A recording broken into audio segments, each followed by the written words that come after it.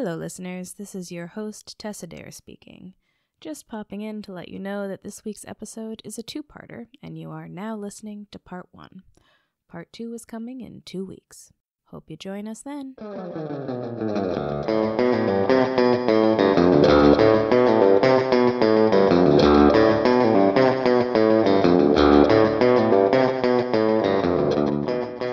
Hello and welcome to Woman Inherits the Earth, a mother-daughter podcast about the representation of women in movies and television. I am Tess Adair, a writer and the author of the paranormal mystery series The Karanzan Chronicles and Beth's daughter. And I am Beth Von Baron, Tessa's mother and also a writer. We love talking about movies that feature interesting and realistic women characters in leading roles or where the story's focus is on women or women's issues. A few disclaimers. There will be spoilers and colorful language. If our content includes discussion of violence in any way, we will note it here. And on that note, a content warning for today's episode. The film we are discussing today revolves heavily around themes of sexual assault and rape. If you are in any way sensitive to those discussions, you probably want to skip this episode. For clarity's sake, we are probably going to say the words rape and rapist quite a lot in this one. We had planned to start this season by looking at movies nominated for Best Picture at the Oscars in 2023. However, our first discussion 2 weeks ago centered around a movie, The Woman King, that should have been nominated but wasn't. We didn't discover our mistake until we were finished recording. Going forward, we will talk about Oscar nominations but won't limit ourselves to films that were nominated for Best Picture. This week we are discussing Women Talking, which was released in 2022 and was nominated for both Best Picture and Best Adapted Screenplay in 2023. It won the Screenplay Award. The movie runs 144 minutes. It was directed by Sarah Polley, who also wrote the screenplay based on the book by Miriam Toews, and I may not be pronouncing that correctly, Toewes. Any idea how it's pronounced? I'm not sure. Okay, so it was produced by Frances McDormand, who is, I think I can fairly say, is one of Sarah's and my favorite actresses. Executive producers were Brad Pitt, Lynn Lucibello Brancatella, and you could probably repronounce that for me, and Emily Jade Foley. Again, it's a list of women who are at the forefront of making this movie. I'm not sure what Lynn Lucibello Brancatella's nationality is. If she's Italian, then it would be Lucibello, but I don't know for sure. Yeah, could be Spanish. But you know what? I bet it is Spanish because the original setting for the book is Colombia. It's Bolivia. It was Bolivia. Bolivia. Well, actually, okay. That's not the setting of the book. So we'll talk about not that the setting in of a the second. book, but it is the original. Yeah. Yeah. I guess I do want to do the summary, but maybe before we get into that, we can talk a little bit about the origin of this story. So this film, Women Talking, was inspired by real events, but most of the actual events depicted in the film are fictional. There was a real incident in a Mennonite community in Bolivia in an area called Manitoba County. The original event happened between 2005 and 2009, but was discovered in 2009. And I guess here's where I will put in my second content warning. We are seriously going to be saying rape quite a lot, and the sexual assaults that occurred both in the real event and in the film include sexual assaults of very young children. I'm guessing this is probably going to be our most intense episode of the podcast. Yeah. So seriously, if you do not want to hear about really terrible things, turn it off now, because I'm about to talk about the real life event, and the real life event was also really terrible. And I would add to that it's not just rape, but it's a torturous situation in which these women are living that it may also be really difficult for women to listen to. So the real life event was centered on a Mennonite community, or happened in a Mennonite community that was really insular and isolated. And although it took place in Bolivia, none of the people involved actually speak or spoke Bolivian Spanish. I'm probably going to pronounce this wrong. They speak something called Plautdeutsch, which is Mennonite Low German. So I'm not sure if they were originally a German immigrant community, but one way or another, they don't speak the primary language of the country that they're in. Oh, and the women of the community, from what we understand, are not taught how to read or write and have a very limited ability, really no ability to communicate with the outside world. So the original women who survived this event really have no ability to actually express their own stories or say what happened to the outside world. So we don't really know anything about how they feel about it. All we know are kind of the basic facts of the case, which is that these assaults and rapes occurred between 2005 and 2009.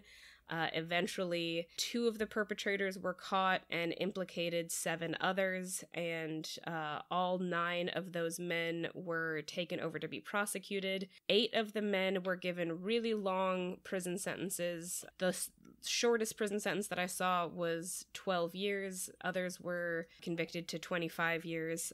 One of the men convicted, or at least one of the men charged, I'm not sure if he was around long enough to be convicted, escaped, and we don't know where he is. But yeah, apart from that, we know that the rapes took place, and we know that 8 of the perpetrators were imprisoned for them. Apart from that, we don't really know anything about it.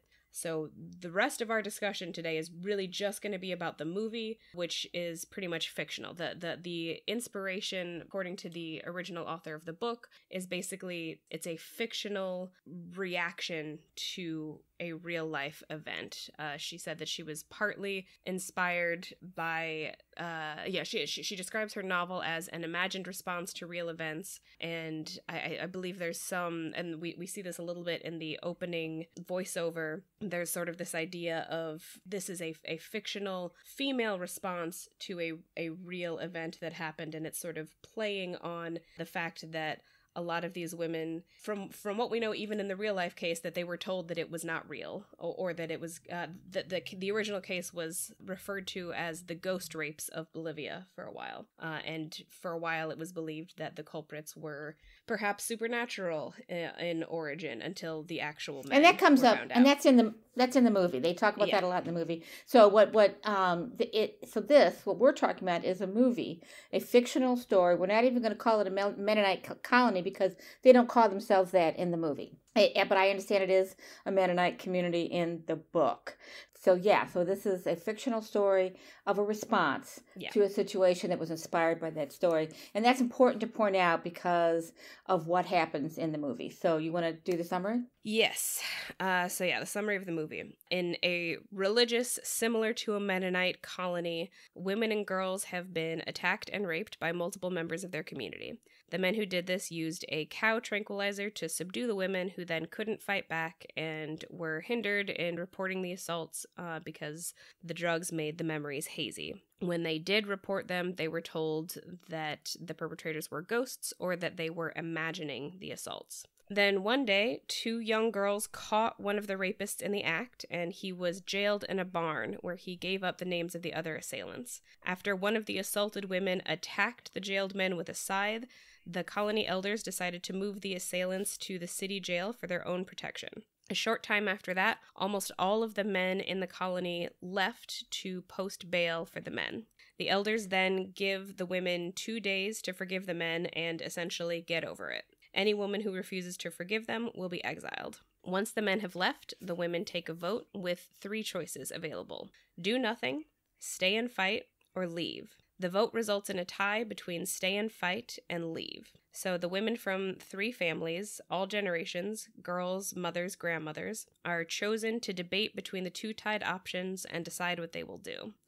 This is the women talking part of the movie. The discussion is all over the place. They don't want to leave. Some want to forgive. Others want to stay and fight. One mother says she would kill and spend eternity in hell to protect her child. There is slowly a progressive evolution in their discussion and their thinking, and in the end, they decide to leave because they realize it is the only way they can ever come to a place where they can forgive, and their faith and pacifist beliefs require forgiveness. But their future is uncertain, and the path will be dangerous. That's it. And I would almost say in the 3 choices that they're given, the do nothing choice is really to forgive the men. They don't say that here, but Yes. that's what they talk about later on that it becomes.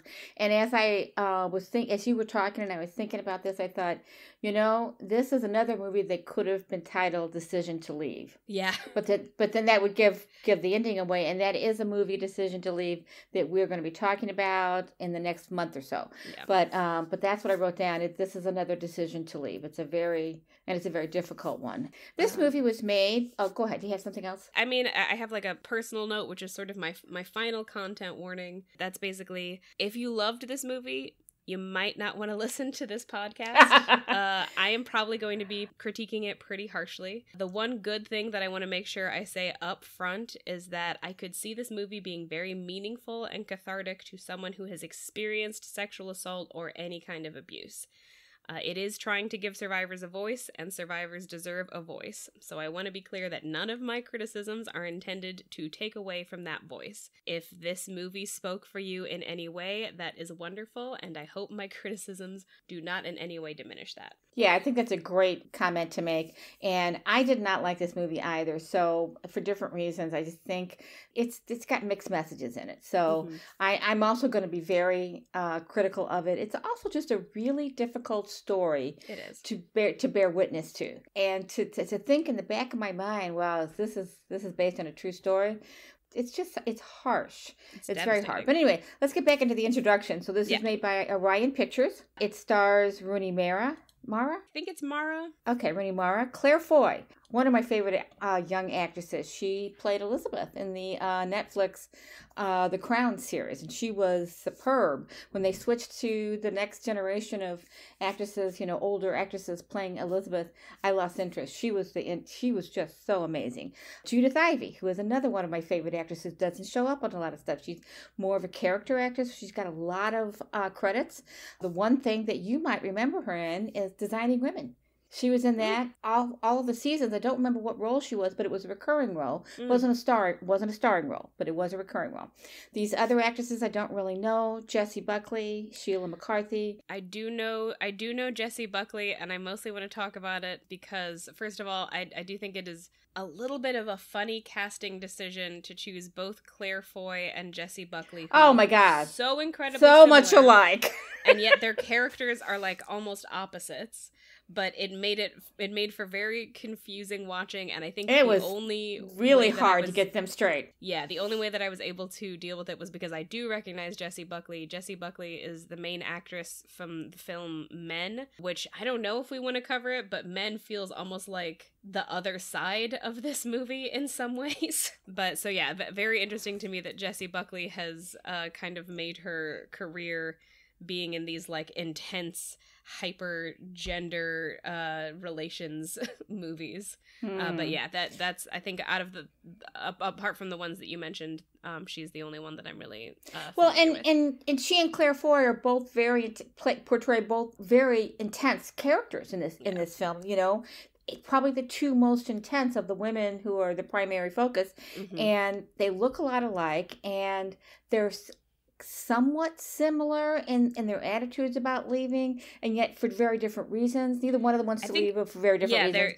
Their attitude is different, or their ideas are like opposite, but then their way of interacting with everyone is the same because they're both kind of angry all the time. Angry and combative, and they have good reason to be. Yeah. So the other actresses, let's see, Michelle McLeod, don't know her, Kate Hallett, Liv McNeil, then two men, August Winter, who was very good, Ben Whishaw, I'm not sure who he played. Oh, maybe Ben Whishaw played August. Oh, that's his character's name. Oh, yeah. Why did I type that in there? Okay, so August Ben Whishaw played August. Okay, yeah. See, good catch. Frances McDormand, and she has such a limited role in this film. It's kind of a shame because she's such an extraordinary actress, and you don't like her. You don't like her character. McDormand doesn't hesitate to take on roles where you're not going to like her. So that's not a problem for me. But she is she's the one character who stays behind. She's the one woman who does not leave in the end. So she's only in the beginning, the very beginning scene, the first couple scenes, and at the very end of the movie, she's not in any of the discussions, which is a shame. And yet you understand why she's such a decisive voice, not decisive voice, but such a divisive voice is what I was looking for. that she would have bogged down the discussion, which is already pretty bogged down. So so let's move on to discussion of the movie. It first of all, it features a kind of an omniscient narrator. I guess you'd say she's an omniscient, speaking to and telling the story to a child who has not yet been born, who we eventually come to realize or understand is the child that Ona is carrying, that she's pregnant with, who is also the result of her rape. She was a virgin when she was raped. She's not married. She's very young. At least they portray her as being very young. Rooney Mara is not that young, but she's played by Rooney Mara. Anyway, and so the movie starts with this story ends before you were born. So the movie kind of positions the audience as this baby, essentially. Mm-hmm. And the narration continues throughout the movie. It pops back in every once in a while, and it's a lyrical, haunting narration and quite beautiful. Yeah. And, sometimes you'll hear the narration over really ugly scenes. Or really beautiful, bucolic scenes. So it's kind of, there's a lot of that kind of disjointedness in the film. Yeah, and the opening narration, it kind of serves the purpose of really kind of grounding you in what exactly has been happening to these women and what they're grappling with. It's a lot about the things that you might feel as a survivor of repeated sexual assaults. One of the lines in the opening narration is, "It felt like a banishment, as though we had no invitation anymore to be a part of the real." Then that speaks to the gaslighting that's going on here. Yes. So, or the attempt at gaslighting, which it's pretty successful, actually. It's almost it's about the gaslighting, but I think it is also about, the almost like internal gaslighting, because not only have they been gaslit and told that their memories aren't real, but also essentially these men have taken their bodies from them. They've knocked them unconscious so they couldn't do anything about it, and then used their bodies as the men saw fit. And these women's consent was just completely removed from the equation. These men were literally coming in the night, drugging them and raping them, and then telling them that it never happened. I think the narrator is Autja, right? Autje. I believe so, yeah. Yeah, and that is Kate Hallett, and she does an amazing job. She does an incredible job. I'm not sure how young the actress is, but she's pretty young. She does. I would say 15 really or so. Job. Yeah, but she doesn't even have a Wikipedia page. Yeah. So she's very young. I would say about 15. She's got a childlike lilt to her voice. Yes. It's very, very good actress because it's haunting and poetic. Her narration is also the thing that tells us that almost all of the men of the colony went to go and post bail for the attackers. That's one of the first things that we learn, which kind of tells you that, like, okay, the attacks were only done by 8 men, but all of the men have banded together to protect these attackers and to tell the women to get over it. The only man who hasn't is also essentially the only man in the movie. August remains behind. It's a little bit unclear. I think it's sort of implied that he's not on board with posting the bail, but it's not clear that that's why he stayed behind. It does seem the women did ask him to come and take notes for them because none of them can read or write, and he can. And he is a bit of an outcast in the colony. His family was literally kicked out of the colony when he was younger, and he came back as an adult after his mother's death. So he's a little bit of an outsider. He's a little bit like marked as different from the rest of the men. Yeah, I actually have on my notes here. We need to talk a little bit about August. So why don't we get that out of the way? Why is he in here? August. Yeah. Let's talk about August, because it's a movie about women, so let's talk about the one man who's in here.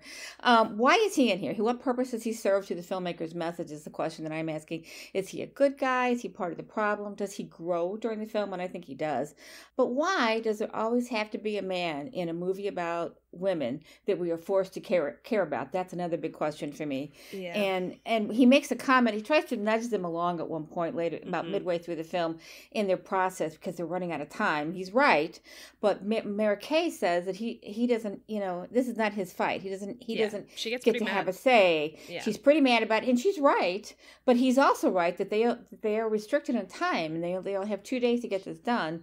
And the discussion continues. August brings brings a contrast to their situation too, because he is educated. He's the teacher in the community. He teaches the students, and he is not just he can it's not just that he can read and write. He knows about, what is it called? Celestial navigation. Yeah. He knows about history. He knows about he knows about a lot of stuff. He's had a really good education. Yeah. He knows about the world outside that they have no clue about. Yeah. They don't know anything. All they know is what the elders have told them to know. Yeah. That's all they know. They can't read or write. They can't do math. They are very limited, as you pointed out in the introduction, in how they approach life. And here's one of my problems with this film, the dialogue that they have is so sophisticated and so incredibly expressive. You would think every one of them had a fucking PhD. Yeah. And I don't know how the filmmakers reconcile that. I mean, it's interesting because I feel like that's probably why it won the screenplay award. I feel like a lot of times the thing that wins the screenplay award, the movie that wins the screenplay award, is the one that is just like pure dialogue and has the most like, I'm not sure what the word I want is, but the most sort of highbrow language, that I feel like. And it does. It's very highbrow. Yeah. And it's not just the language, but the concepts that they understand within their limited world are pretty extraordinary. And these are very smart women, and which begs the other question: how do women who have this, who despite not being educated and have this amazing understanding of the world, and you see that understanding in their discussion, how have they justified up until now staying in this situation? So there are a lot of, and I realize this is a fictional response to a situation that happened, but these are my few of my problems with the film. I mean, I don't know how deep we want to get into my criticisms at the moment. We don't have the time. I do want to say, so August apparently in the book is the narrator. So I think part of his point in the book is that he's the one who can write, so he's the one who wrote the story, essentially. Yeah. And in the movie, that works. They not only have him stay behind when they all choose to leave at the end, but they also have him keep the notes that he took. And it's unclear if it's so that he can show, I mean, they want him to stay behind so he can teach the boys who remain. I think maybe that is also a part of leaving him the notes, so that if the boys, if he manages to mold the next generation of boys who have remained behind into something a little bit better, maybe they can eventually look at what happened and be able to see it with clearer eyes than the men who are frankly complicit in the rapes. And I do want to say, we said at the front, we're spoiling this movie. I'm hard spoiling it right now. They do decide to leave, and they take all of the boys who are under 15. 15. Up is to 15, ultimately the decision. So, yeah. Well, there's also a point at the beginning of the movie. They put the votes up on the wall. And somebody starts to take them down, and they say, no, you have to leave that up. It's a written record. Yeah. They call it something else, but this is the history. So he's kind of the archivist here. He's the historian. He's keeping this for history. I'm also thinking, just in the back of my mind, because I have that kind of a brain, is this is proof they can use in the trial, if they get to a trial with these men. But also, it's the history of the women's community, the women in this community. This is their history, and he's going to be the preserver of that history. And I do think he promises. He says, I will do the best I can. In fact, at first they're going to only have the boys 12 and under go with them, because 12 to 15 is a volatile age for young boys. And the women make the point, but some of them make the point that but they're still able to rape, they're strong. And then others make the point, but they're still malleable, they can still be turned. It's actually August who makes both of those points. One of the women says that, and he takes off and has a whole speech about it, and it's one of the best speeches in the film. And he talks about how yes, they are adult-like in many ways. They have budding sexuality. They're strong. They have all these raw emotions they don't know what to do with, and yet they're still children. Yeah. And he really, it's a beautiful piece of dialogue. I mean, it's one of the best speeches. So, and he's at the end of that, you can see the wheels are turning in his head while he's going through that. He realizes these boys need to go with the women, and then he needs to focus on the boys that are left behind. Yeah, I have mixed feelings about August's character. I do think, the actor does all of the actors in this movie are really good. Yeah. That kind of goes without saying. Fantastic performances from all of them. The other part of August's character is that he's in love with Ona, the woman who is pregnant by one of the rapists. And has been his entire life. They grew up together. Yeah. So there's kind of this sad undercurrent of their sort of not exactly doomed love. It's never totally clear exactly how Ona feels for him. It seems like she does not fully return the way that he feels, or at the very least he would readily marry her and she would not. And she does have a quote about that where she says, if I were married, I wouldn't be myself, so the person you love would be gone. There's also a bit at the end when they're leaving and he is staying behind where he calls out to her and says, I will always love you. And she doesn't respond, but her mother does. And her mother says, she loves you. She loves everyone. Ona is the one character in this movie I just don't like. And, she's the one we're supposed to like. She's the one we're supposed to like the most. So I think the reason it would be problematic for them to get married is that she's pregnant. She is, in their community, a ruined woman. He doesn't care about that, but it has given her an awakening of sorts that she really, she's the philosopher. I actually describe her. I've got notes here about the characters. She's the spiritual visionary. She's also confused. She tells August she can't marry him because she wouldn't be herself, but this is contradictory because he is offering her a way to keep her child and stay in the community. And because if she were to have this child, if they stayed, they did not leave, and she has this child, they will take it away from her. Yeah. Because a single woman is not allowed. She's ruined.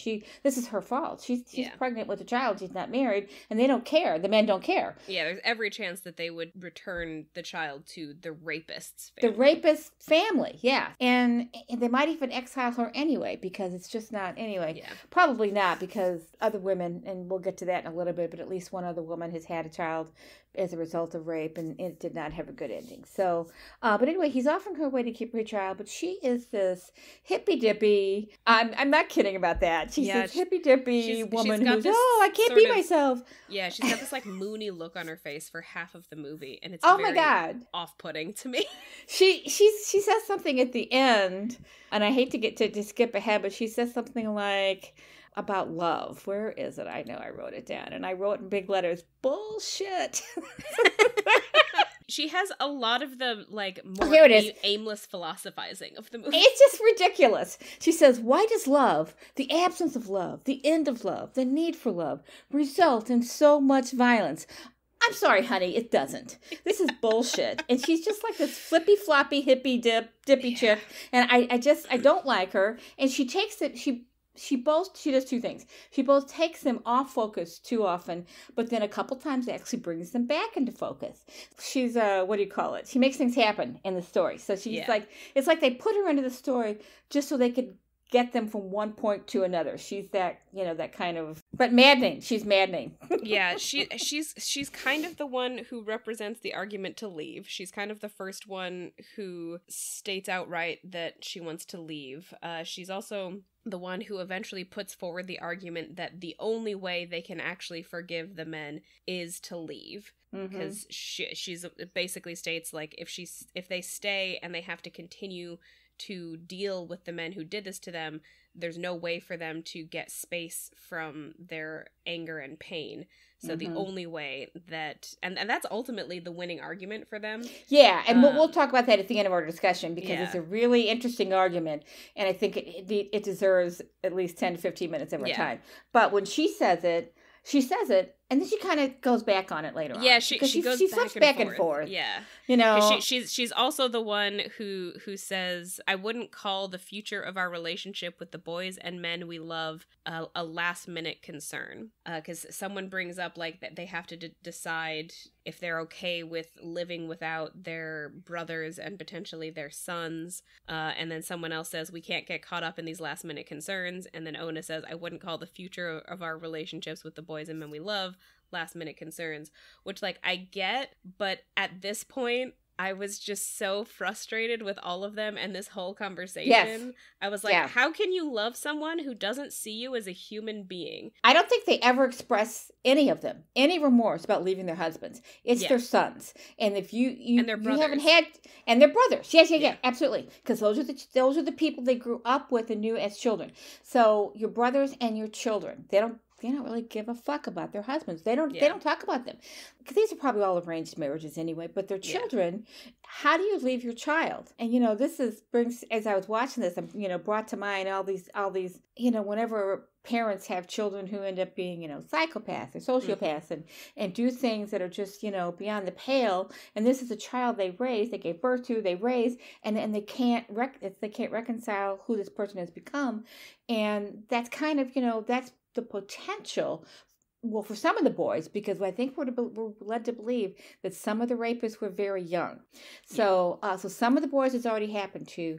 The potential for the other boys to go in that direction is pretty big. Yeah. And that's another issue, is how do we leave our 12 to 15-year-old boys here and let them become these people? We can't do that. We owe them more than that. They ultimately don't. And I don't know, the thing is, like, that part of the discussion is a little bit separated from the part where they finally decide to bring everyone who's under 15. But ultimately, they're only talking about leaving, if they're talking about leaving their sons, they're talking about leaving their adult sons. Yes. Which was only the two older women. And I think only one of them, I don't know that the two older women, they don't talk about who their children are. They don't talk about it. Yeah. So which is part of my issue with this scene. Like, it's so theoretical. They're just talking theoretically about their relationships with their brothers and sons. Yes. And like, the only time that we actually talk about, I think it's Salome's relationship with her son Aaron, who she ends up drugging to bring with them because he doesn't want to go. He's one of the older boys, but still under 15. Apart from that, it's not very concrete. It's just sort of, and I think that was intentional. I think the movie is trying to say, how can you give up men? Like, how can you give up the men in the community that you love? And I'm just like, I don't love these men. I don't think the movie is saying that. I don't think the movie is saying that. I think it's one of the questions that they expect people watching the movie to ask. How do you give up these men? I think we're supposed to be truly torn over it, but it's so theoretical that I just don't. I'm never torn over it. Yeah, I wasn't torn over it. No, I wasn't. I mean, this is like, I think we're at the point where I can't like avoid my criticisms of the movie anymore.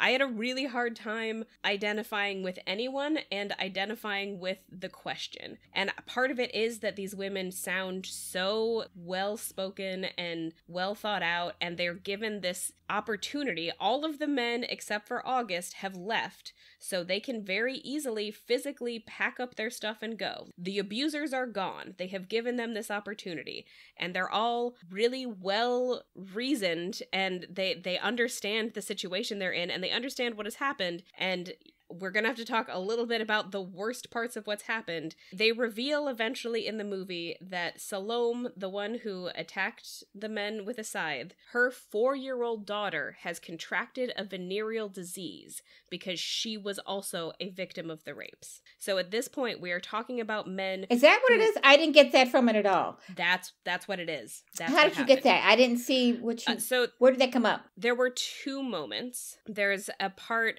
about 23 minutes in where they show Salome putting, I think the girl's name is Meep, putting Meep on her back and walking for a day and a half to get her antibiotics. Antibiotics, but it doesn't say it's venereal disease. Then later on, Salome is the one who screams at them, "How can I forgive?" I don't remember her whole thing, but there's a moment where she screams at all of them, "How do you expect me to just live with the men who raped a 4-year-old?"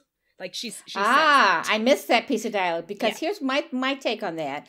I thought she was forced to walk 2 days to get antibiotics for her daughter because my impression was that the husband did not care enough to use their buggy to take them to the clinic, so she had to walk there. There's a lot of stuff going on, and I think you're absolutely right. I thought she was talking about the potential for her daughter being raped. No, I didn't pick up that she had already been raped. I think it had happened in part because, again, in the real life case, the victims ranged in age from 3 years old to 65. So I think this is meant to reflect. I think it's really hazy with her. So I think they've intentionally obscured it. That could be deliberate. But I do think that is what is happening. I think there are just enough hints that is what is happening, because they keep coming back to the fact that the girl hurts. She comes in at one point and crying and says, "I hurt." And all of the women kind of rally around her. Oh, and that's one of the beautiful scenes in the movie. And we should put in a note in here that Tess is getting over a cold. She may occasionally cough. Yes, I'm going to try to edit it out, but I am getting over a cold, and I might occasionally need to cough a bit. It's also really hot where I am. Yeah, and so she can't turn the fans on Can't because turn the fan on. Microphones will pick it up. Just sitting here sweating and coughing and talking about rape. I shouldn't laugh at that. Although, let's not forget to get into the two moments in the film where there is humor that gives you a little bit of relief, and it's absolutely wonderful. But I'm curious if your two moments are the same as my two moments. Yeah, probably. So let me get to my point. It's kind of a takeoff on yours. These women aren't just raped. Salome, and I would assume it's Salome. I listened for it. I think normally it would be pronounced Salome or Salome, but they say Salome. Okay, so Salome can't get her husband to take their child to the clinic, and now we think it might be because she has an STD that she got from, could be something else too. Raping a child who isn't big enough to accommodate the rape could have done some tearing, and that could be it too. I mean, there's all kinds of reasons she could be in pain. Yeah. And need antibiotics if she was indeed raped. Greta can't get new dentures. She is bleeding because these dentures are so ill-fitting. I was a little bit unsure about some of what was going on, so I looked up the Wikipedia description of the book, and it clarified a couple of things for me. It's not just that she can't get better dentures. It is that her teeth were knocked out during one of the sexual assaults. It seems like that is a bit more explicit in the book. And we should say here that Greta is probably in her 60s, so she was raped too. Anyway, so these women live under torturous conditions. It's not just the rape. Yeah. It's almost like the rape is a side point because it's horrific. So I mean, Majel smokes and has panic attacks. Yeah. One of the women, Mayal, but I'm not. Is it Mayal? Sure. It could be. Yeah.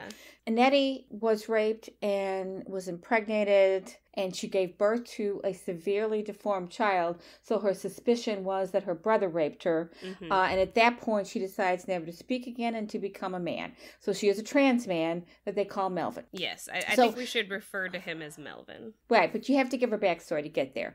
There's a lot to this story. Nettie had never felt like a woman, one of them said, and now pretending had become impossible. Yes. You know, in a culture like this, someone who is is a trans personality is never going to get what they need. Yeah. You know, nobody is ever going to tell her she can be a man. Yeah.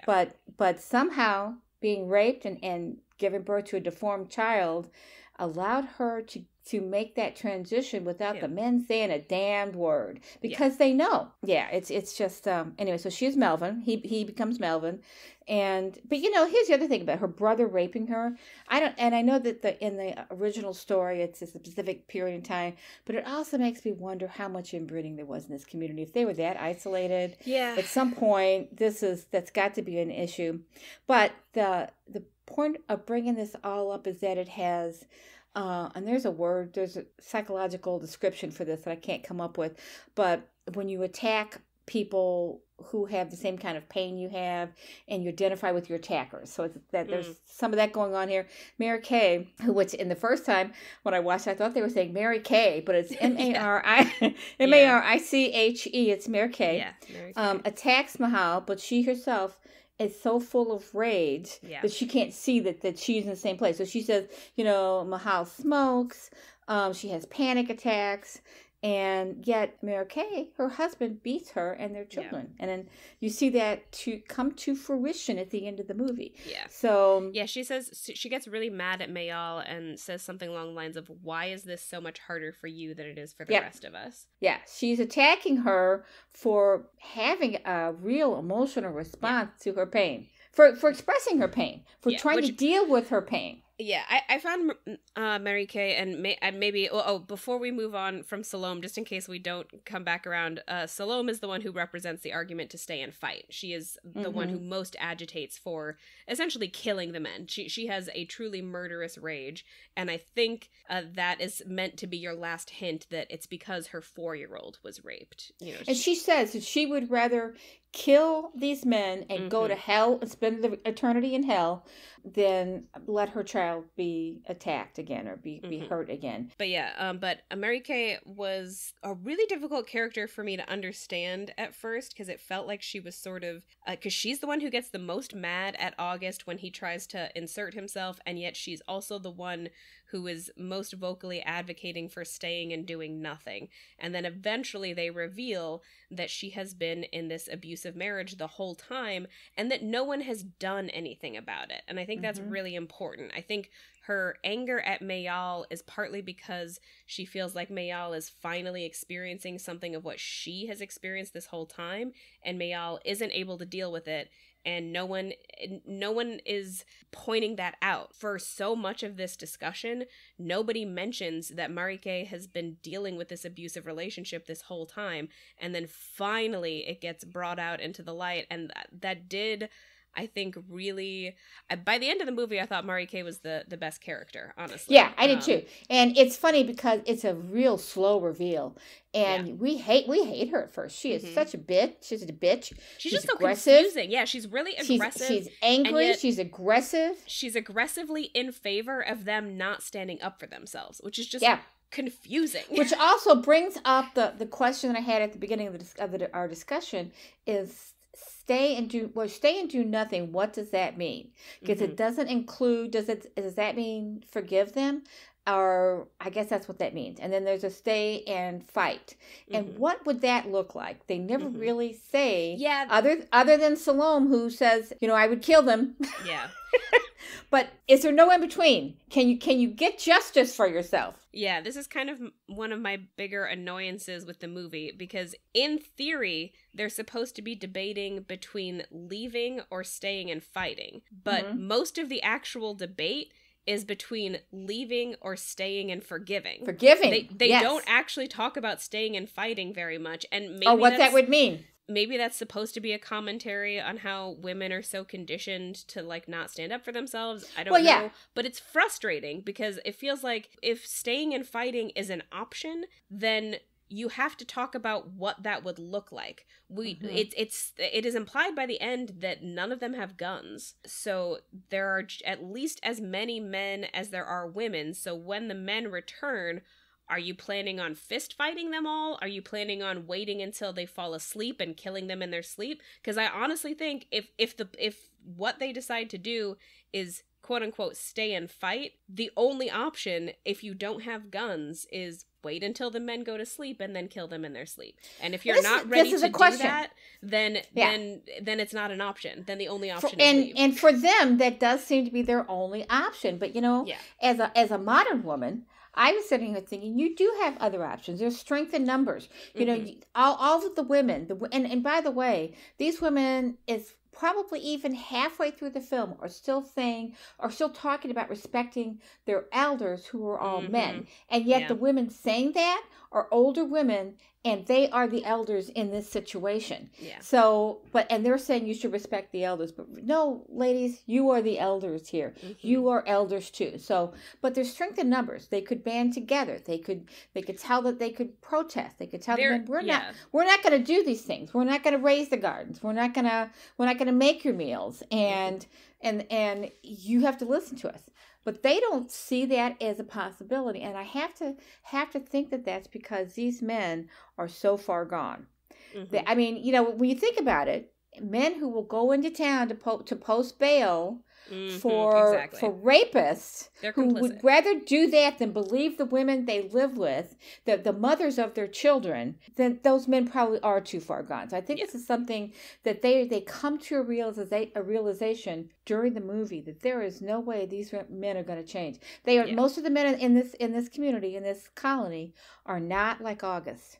He wasn't raised here. His parents, they were kicked out. He was raised somewhere else. He comes back. He is the odd man out with the men. He is. Yeah. If it was a community of men like him, they could force change. Yeah. But they realized at some point that it's not possible. The only change would be through violence, and none of them want to do that because.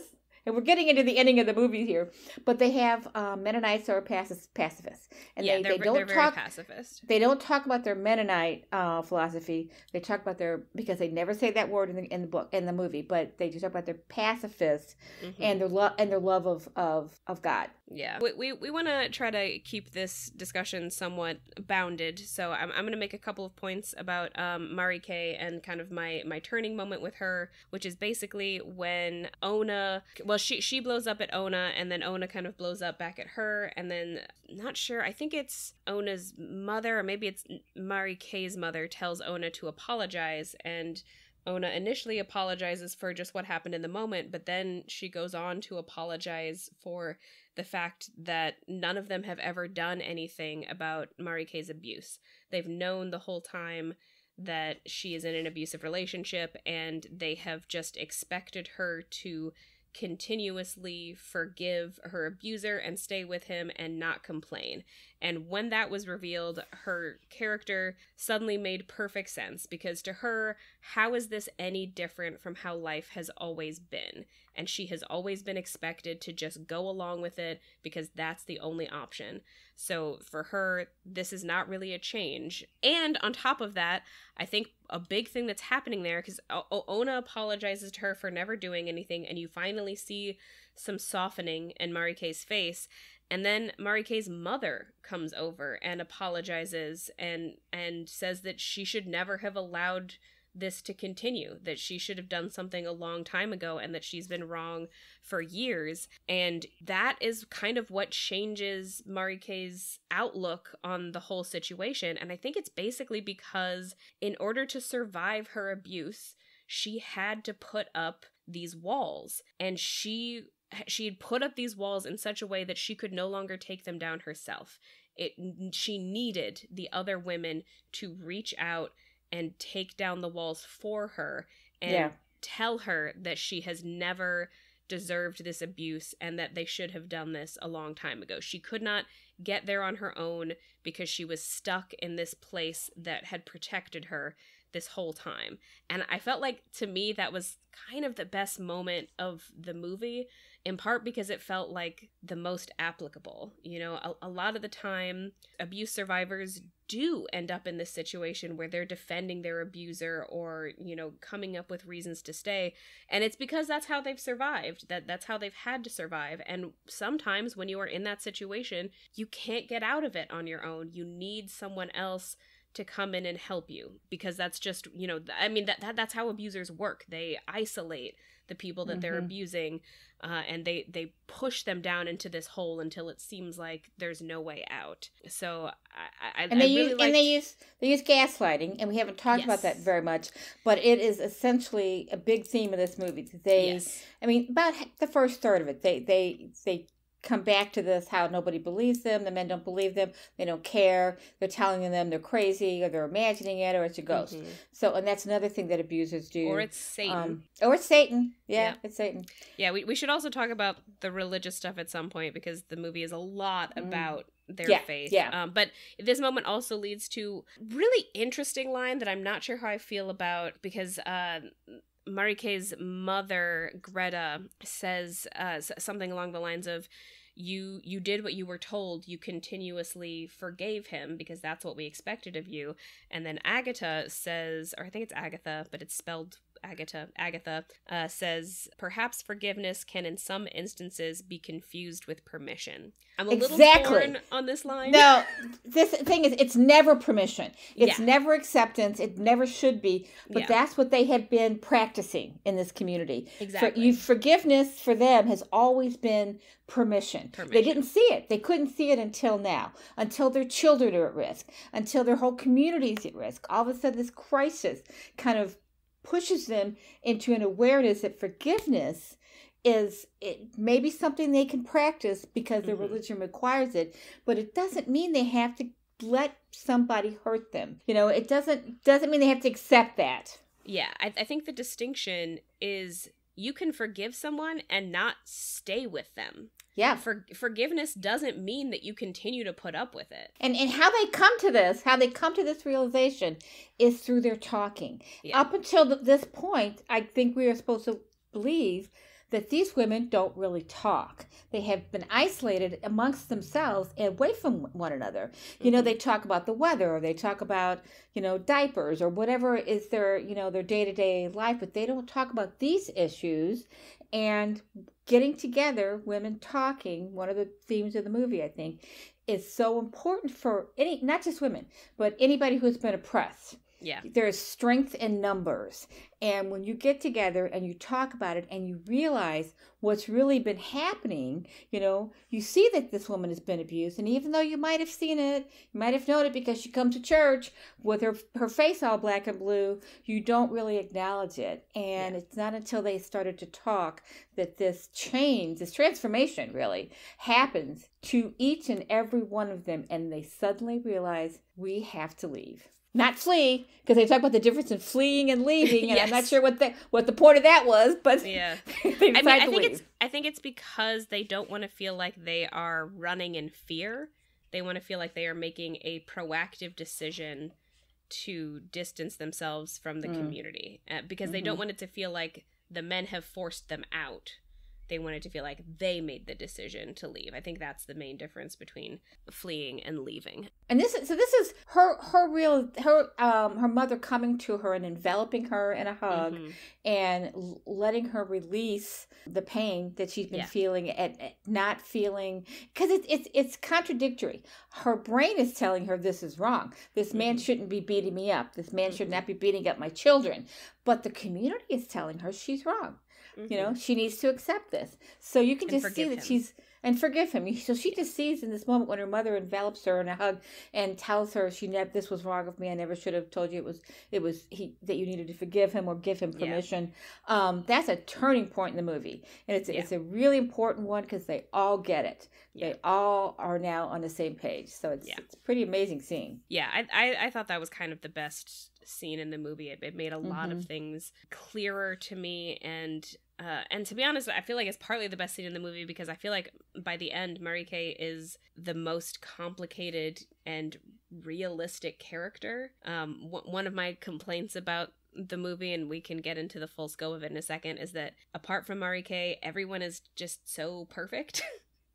Well, I would also say that Salome has the same kind of experience, because when her daughter comes in and says, I hurt, she gathers her daughter in to comfort her, and the other women come around her and sense her fear for her child and gather around to comfort her. So they are also acknowledging what she's gone through. So it's a minor, I think that happens first, but then that's like a minor version of what happens with Marie-Kay, and then it's just much more.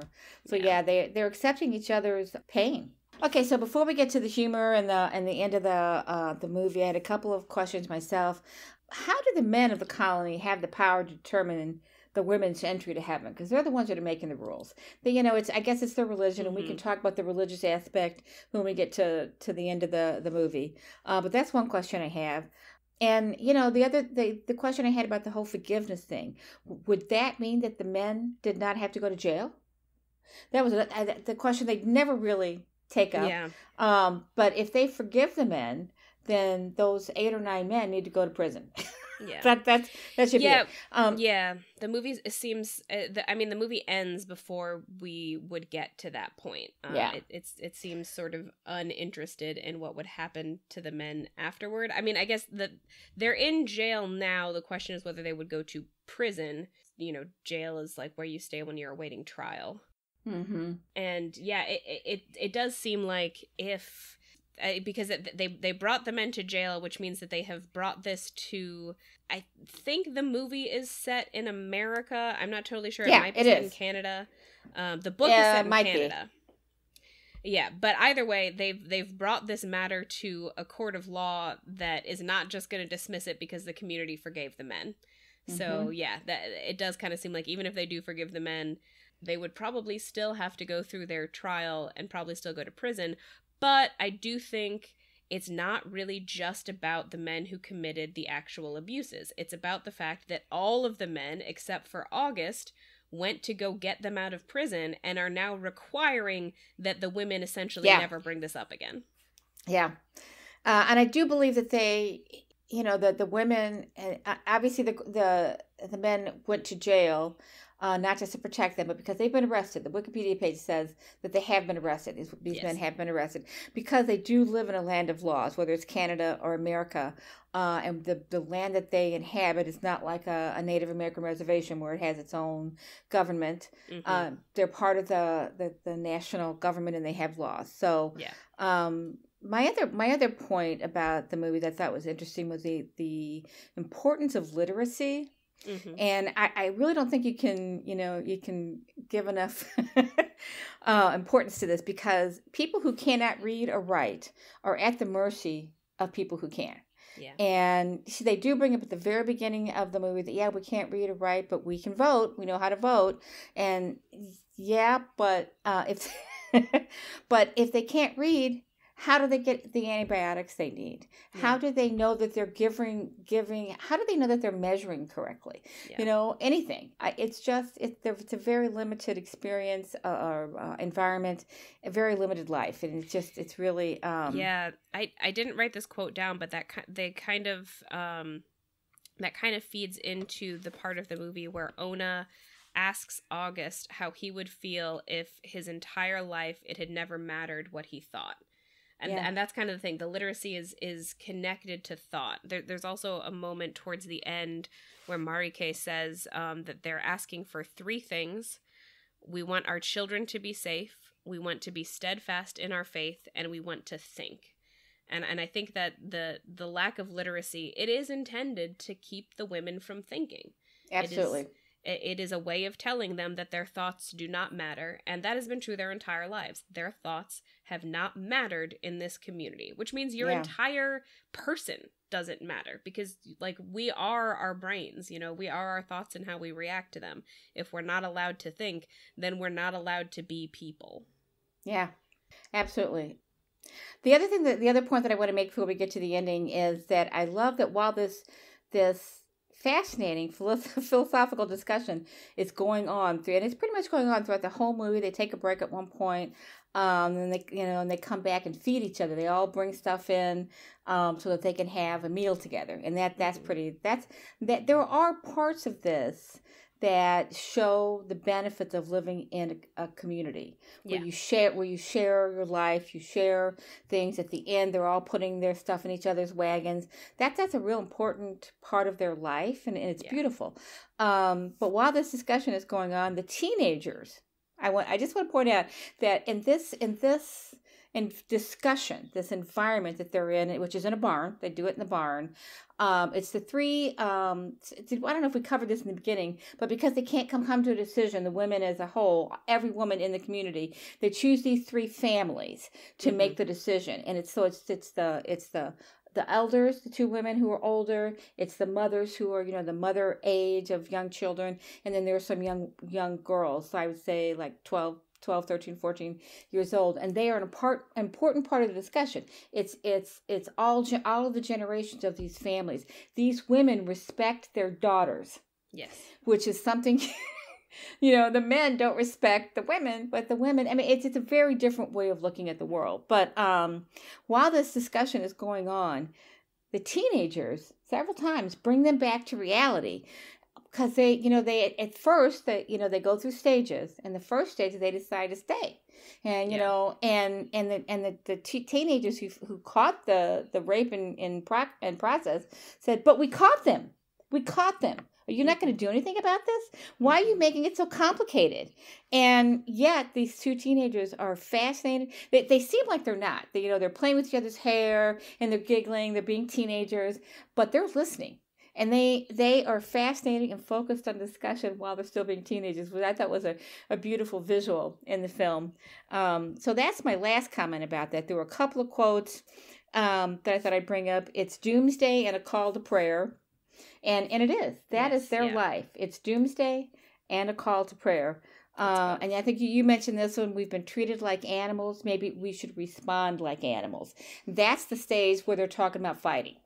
Because there's a stage where they decide to stay and forgive, or stay in, I don't know what they're going to do when they stay. But then they go into talking about fighting. Then they go on to talk about fighting, and so we respond like animals.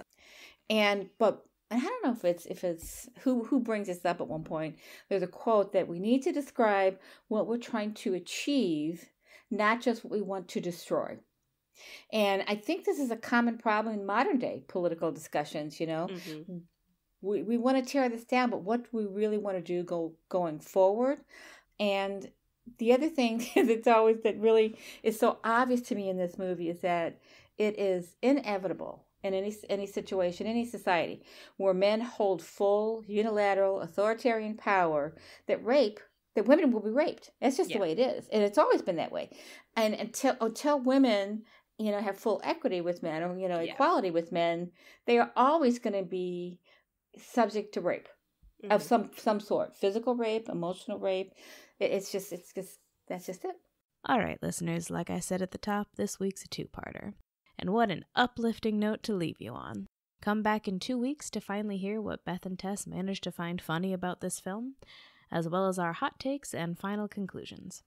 I'm Tessa Dare. You can find me at tessadare.com, and my co-host is Beth Von Barren. You can find her on Instagram at stl_writer_Beth, and on Facebook at Beth Von Barren Writer. You can support us both on Patreon at patreon.com/whereyoulead. This has been Woman Inherits the Earth, our mother-daughter movie-watching podcast. Thank you for listening. We hope you enjoyed it, and we'll tune in for our next episode in 2 weeks. See you then.